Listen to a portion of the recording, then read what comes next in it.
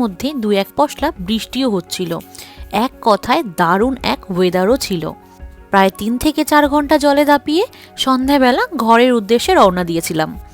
শেষ বেলায় সূর্যি মামাকে কিন্তু দেখতেও পেয়েছিলাম। এরপর টোকিও পৌঁছে সোজা চলে গিয়েছিলাম টোকিও মিঠাইওয়ালাতে। আর ওখানে পৌঁছে প্রথমেই পেল্লাই সাইজের এই সিঙ্গারা অর্ডার দিয়েছিলাম। এরপর একে একে চলে এসেছিল আমাদের পছন্দের সমস্ত খাবারগুলো।